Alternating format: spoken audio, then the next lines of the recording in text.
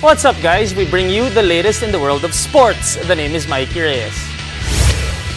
And we give you the conversations you want to hear from your favorite icons and athletes. I'm Zihir Basho. In tonight's game plan, we'll break down the first day of the postseason as the PVL moves over from the eliminations round to the semifinals. We'll also take a look at the frontrunners for the individual awards in the All-Filipino Conference. And we'll do a rundown of the top 5 blockers so far in the UAAP Women's Volleyball Tournament.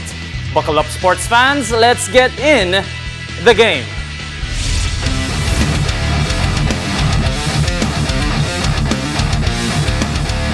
After a grueling eliminations round, the stage is set for the top 4 teams that advanced in the semifinal round of the PVL All-Filipino Conference.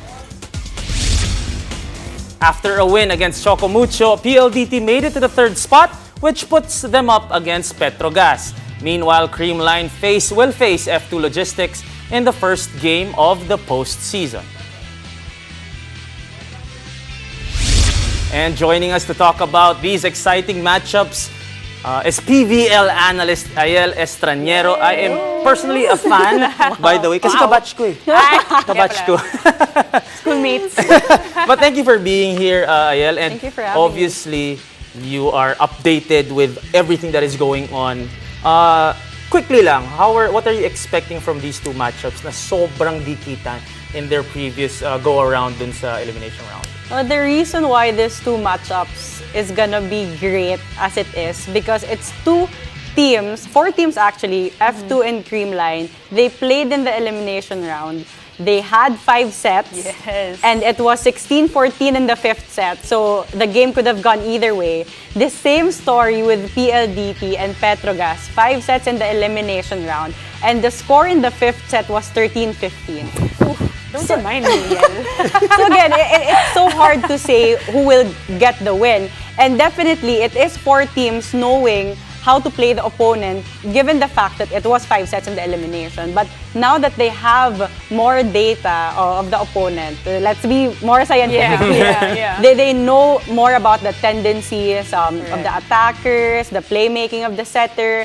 So at the end of it, what will matter the most is who will execute better and who will actually stay most composed, especially in the crucial parts of the game.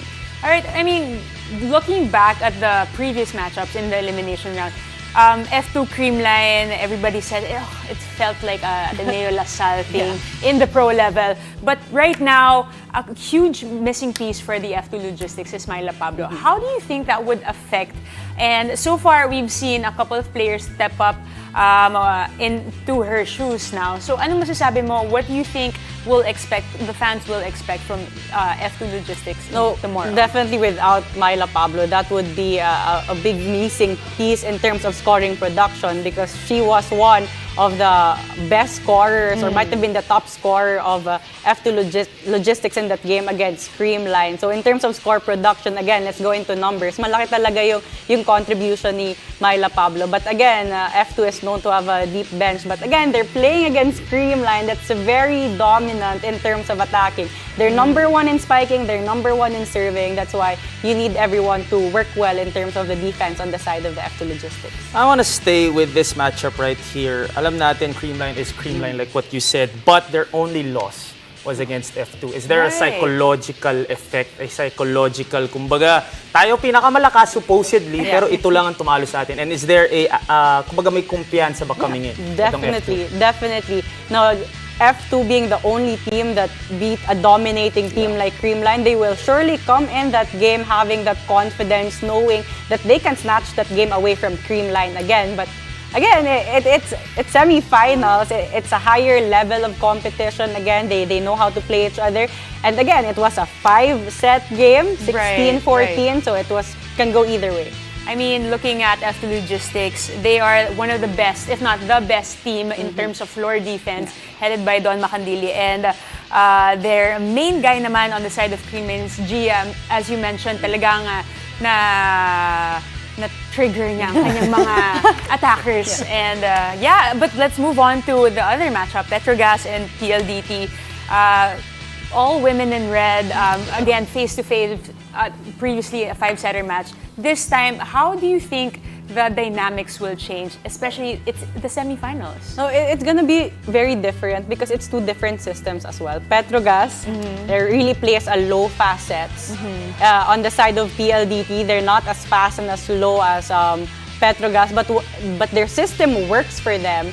But again, Petrogas is full of veterans in terms of spiking as well. The offense part is really good. But on the other side, you have Catarado, who's number one in digging and number one in receiving, na halos buong court na namamanya in terms of defense. So it's gonna be Catarado is gonna step up well. And Mean Mendres also, who is actually the top scorer of PLDT. So in terms of scoring, production, attacking, a lot will be really put into her, pressure will be put into her because for sure, Petrogas will really guard her well, especially in a top scorer. They will try to stop her. Well, I have the privilege to sit in between two girls who obviously are very known and are volleyball legends with your regard. Unahin kita, Z, gusto ko lang tanong because a 5-setter, gaano ka nakakapagod yun, not only physically but mentally? I mean, physically, obviously, it depends also how long the sets are played, each and every set. May 31, 29. Exactly. A set usually average about 30 minutes. And tapos, character na yan at the end of, like, let's break it down per set. So every set, yung mga 20 to 25, that's character. So same goes with the whole game. The 5th set, that's character na eh. And it's really gonna boil down to who wants it more. And to add to that, I think also, especially in the semifinal rounds, you have a starter, but you want to make sure that your second stringers will be able to contribute from the start that they're inside the court. So that's gonna be very important as well for all the teams in the semifinals. You've obviously played in 5-setters and you've covered 5-setters. Saan mas nakakapagod? Oh, definitely the 5-setters. Yung naglalaro o yung nagko-cover? Oh, both. Both, no? It's just as thrilling and as nerve-wracking as when you're playing. Definitely. Do you have, can I put you on the spot? Oh, okay. Sino Expected this from tingin me. mo sa kanila? No. Bawal ba? Dito. Bawal pa yun dito. Off the record. Off the record. Mamaya pag-usapan natin yon. Alright. But we still have time for one more question. What can you say about Tots Carlos na she's slowly becoming one of the faces of the league? Actually, she already is one of the faces of the league. And how do you think her role will be entering this game, especially against, again, a team na tinalo sila? Oh, very important. I feel like Tots Carlos has stepped up big this conference, especially with the absence of Eliza Valdez, who has also been one of the top scorers for Creamline.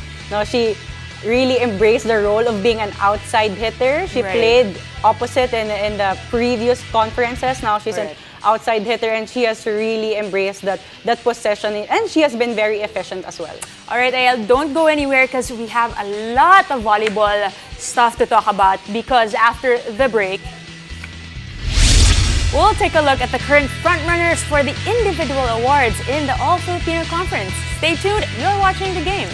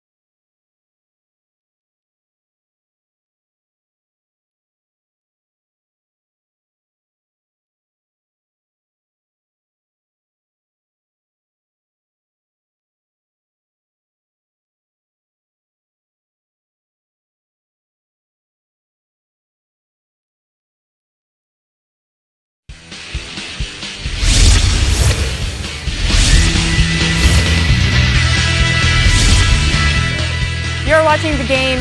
With the PVL All-Filipino Conference eliminations wrapping up, it's time to take a look at the frontrunners for the individual awards. Still with us is PVL analyst Ayel Estaniero. Ayel, ready ka na ba? Ito na. Pag hindi to natupad, nako. Alright, so individual awards. Let's start off with the outside spikers. Now, Tots Carlos and Gemma Galanza, definitely, they've been very efficient for Creamline. And that's only possible because of the playmaking of Gia de Guzman. She has been excellent in terms of who to set and when to set. She just knows the timing very well. She's able to put her attackers in a position wherein they're very comfortable to attack. But for Tots Carlos, she has been very smart in terms of attacking. She knows what attacking style to use in a certain situation. She's been very convincing in her approach, and at the last minute, we just drop the ball, top spin. She has a lot of styles she can use. But on the side of Gemma Galanza just basic power and wits in volleyball as well. It's so hard to read her because she adjusts last minute on air. And it's the risk action for me. Yung bilis ng risk action siya, harap siya sa cross court, papalo siya down the line. But more than anything else, it's the efficiency for both outside hitters, Tots Carlos and Gemma Galanza. Well, as a setter, Ayel, you played alongside Isa Molde and as well as Tots Carlos. Gaano ka laking luxury to na may ganitong scorers ka as a setter na parang mamimili ka na lang kung saan mo padala yung ball? No, it's very important because the outside hitters, the wing attackers, at most times, they get majority of the sets. Because it's not every time that you have a perfect first ball. And you only get to set up the middle when you have a really good first touch of the ball.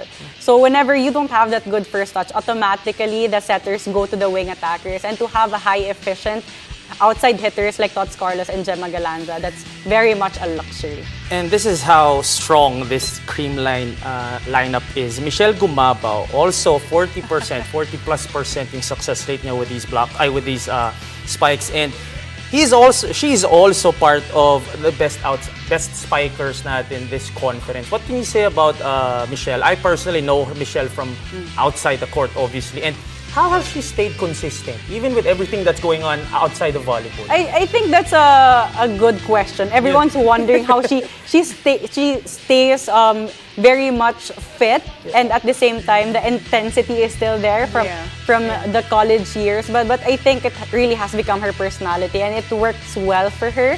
Now she's actually #1 in spiking and #1 as an opposite hitter. But among all the attackers and the spikers and the Creamline, I think one of Michelle Gumabao is actually the most powerful in terms of attacking. She's not the type to actually go a lot into drop balls, the cut shots. She knows how to use her power. Her brand. Exactly. She knows how to use her power. She knows how to break the blocks. And that's just MG. I mean, I heard from a little bird, and the bird's name is Eliza Valdez. Sabi nila talagang napaka-competitive yan during practice. It's like, which is good kasi it translates to the game. And speaking of, and you've already mentioned, the setter, who makes it possible for these three women to be on your list? When you have the top 3 spikers from your team, #1 Michelle Gumabao, #2 Tots Carlos, #3 Gemma Galanza. In the statistics, with good numbers, surely you have a good setter in Gia de Guzman.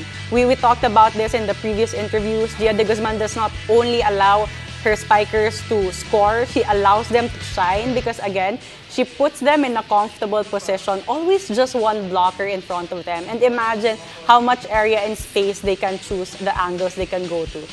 And let's talk about someone na hindi muna Creamline na. Let's kita natin sa kalaban nila. Best middle blocker from F2. Nakakikita ko dito is Abby Maranyo, obviously, and Remy Palma. How tough is it to go up against blockers like those na hindi lang magagaling, pero again, like what you're saying about MG, very competitive pa na hindi talaga papayag na may makalusot? I think the competitive, it's really the right term for middle blockers, being competitive and aggressive because they man the net defense. They man the net, and at most times, you're facing spikers who are also challenging your defense, who are also powerful. So you have to make sure that you're competitive enough to win that joust, to win that score, to get that kill block. So it's very important that they do that. But more than anything else, I think for Remy Palma and Abby Maraño, it's really their intensity. Yes. They're not just good in terms of blocking, but they also make sure that they do well in offense. They also bring the numbers in terms of scoring. That's the reason why they are there on the top. It's not just the blocking for them, it's also in the scoring part as a middle blocker. I mean, I can only agree because when I look at these faces, these names, it's really their character that brings them more, into under the spotlight. Yeah. And, again, household names, Abby Maraño, Remy Exactly. Palma. If you hear those names, it's like all heart talaga. All hustle, all heart. 100% agree. Libero natin, Kath Arado, who is ilang awards na papanalo ni Kath Arado, a lot. whether in college, in the pros. So, what's it like going up against a libero like Kath Arado? At paano malulusot? Well, PLDT obviously will have a tough task ahead of them, but paano malulusot to against someone like Kath Arado? Ito ba yung mga tipong iniiwasan mo talaga? Oh, definitely. When you have Pag nakita mo siya doon, wag doon, dito tayo sa kabila. Exactly. When you have Gia de Guzman as the heart, soul, and mind of Creamline, you have Catarado as that of PLDT. She gives her team an easier time to convert because of her defense. She doesn't just cover her area, but covers the other areas as well of her teammates. So it's easier for them she's giving her teammates an easier time inside the court in terms of their roles because she's able to man the entire back row of PLDT. So it's very tough to play against her kasi halos walang bolang bumabagsak when it's her defending. Again, Kath Arado, one of the energy bunnies inside for PLDT, and talagang mahirap siyang tapatan. And again, she's the one leading her team, not just in terms of like the skills department, but also the energy, the vibe inside the court. Again, How about you, Z? I wanna ask. Kasi ito yung mga pangalan na nakalaban mo din lahat to, di ba? Correct. What makes them special? Like, let's say an MG, talked about her competitiveness. Patch mo itong mga to, di ba? I mean, yun yung mga nakalaban mo. While you, sina Tots Carlos naman. What's it like na magsama-sama sila? Honestly, yun yung different eras, the best in college, magsama-sama ngayon sa PVL. What's it like and what's the respect, but at the same time, dahil nire-respeto kita, I'm gonna be competitive against you, di ba? Exactly. What's it? I guess it all boils down to the team culture and how they respond to it. For example, Ayel already mentioned earlier, it just fits. And you see these names, Alyssa Valdez and Michelle Gumabao, who were once face-to-face in different sides of the court and now sharing one side of the court. So talagang it's really surreal to see these names, these faces, teammates or now rivals. Kaya talagang very exciting ang magaganap ngayong linggo. Well, this is going to be an exciting semifinals come on Sunday. Pero kang aalis, Ayel, kasi may isa pa tayo after this. And after the break, we'll shift to collegiate volleyball as we put the spotlight on the top blockers in the league so far. Stay tuned. You're watching The Game.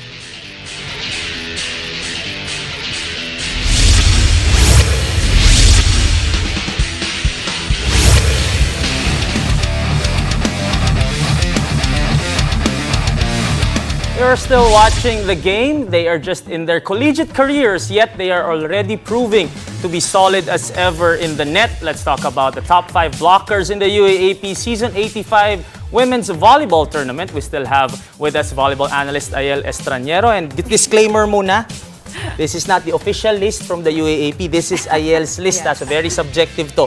But unahin na natin, what is your criteria of, picking top blockers in the UAAP? Well, the role of a middle blocker definitely is to be able to man the defense. So it's getting kill blocks, but at the same time being in a position wherein they also get touches that allows their teammates, their team to actually get a chance ball to be able to convert. And at the same time, we expect middle blockers a lot of times to just be good in blocking. But in my criteria, I would want also middle blockers to be a threat in the middle in terms of attacking.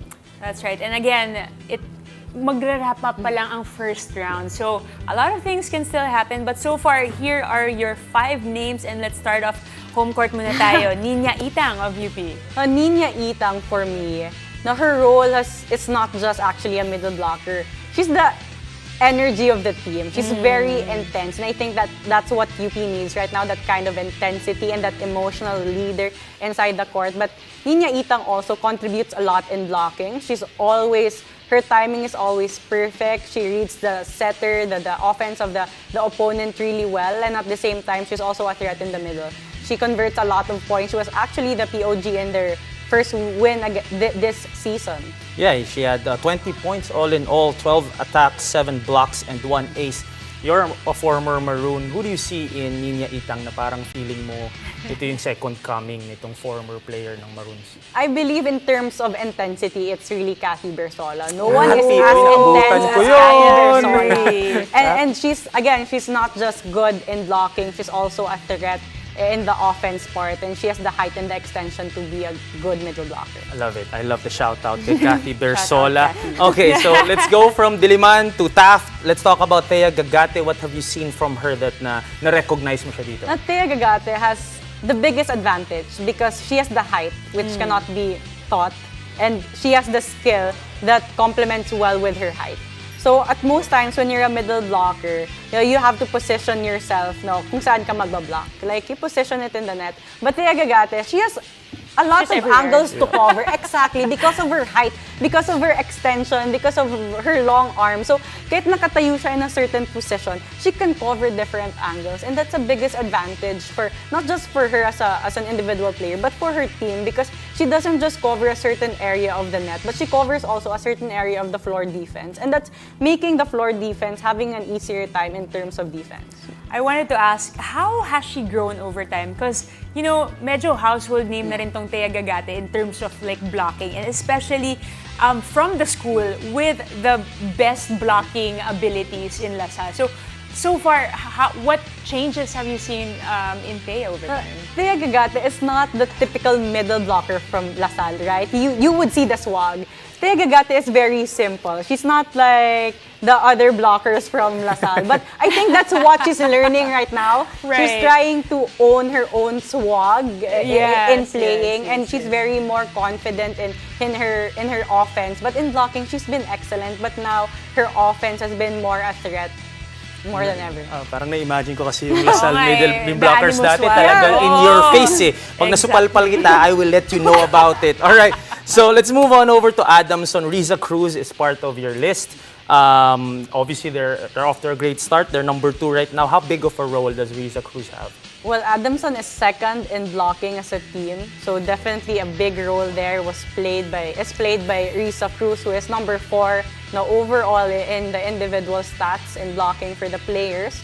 So I think she has really did a good job in terms of manning the net defense. But for me, I chose her because I'm very amazed by how her connection with Louis Romero has progressed. They have been teammates since high school, up until here in the senior level, the collegiate level. And I would say na parang na-perfect na talaga nila yung running attack niya, yung be quick niya, and that makes her a very efficient attacker at the same time. And for her to be that efficient, she's becoming a threat in the middle as well. So it's allowing other teammates to have a comfortable spot in terms of attacking. Okay, let's jump into the other ladies in blue. Ateneo, you got AC Minor. AC Minor, I think, Ateneo has been struggling to find consistency. But AC Minor has stayed consistent for the team. From their first game up to their last game against UST, in their previous game, she has stayed consistent in terms of blocking and attacking as well. So I think she has been that spark plug that they badly need and badly needed in their previous games and badly need to continue that consistency in their next games. AC Minor, obviously, they're now 1-4. So sabi mo nga, naghanap sila ng consistency. We'll see if they can step it up come the next games. And lastly in your list is Erin Pangilinan from NU, defending champs. Yes. What do you see from her? I'm very surprised about Erin Pangilinan because she was an opposite attacker in the previous season and she has played well in that position. But now transferring to this role, I feel like she has embraced it also and she has just performed excellent as a middle blocker in terms of attacking and net defense as well. So switching roles in a different season, it's quite difficult, but she's doing well so far. May may honorable mention ka ba? May mga nakalimutan honorable kang, mentions ka ba dyan? Well, one of the honorable mentions definitely, because again, it's hard to just pick 5. We have Mitzi Panangin from FEU. Okay, got it. I would say she has been very, I would say, efficient and very aggressive in terms of net defense and been an option also in attacking. And it's very difficult because it's not a lot of times that FE was a good first touch in the first ball. But Obaldo has been doing great also in setting her up in terms of what plays to give her, and she just delivers every single time. I had a lot of fun and I learned a lot of things from you. Thank you very much. Thank you for having me. Thank you for staying all throughout. Napag-usapan natin si PBL and UAP, which will be happening over the weekend. And that's it for tonight. Thank you for joining us. I'm Zia Basho. Catch us weeknights here on One News, One Sports, and One Sports Plus. The name is Mike Reyes. Take care of yourselves, take care of each other. Peace and love. And this has been The Game.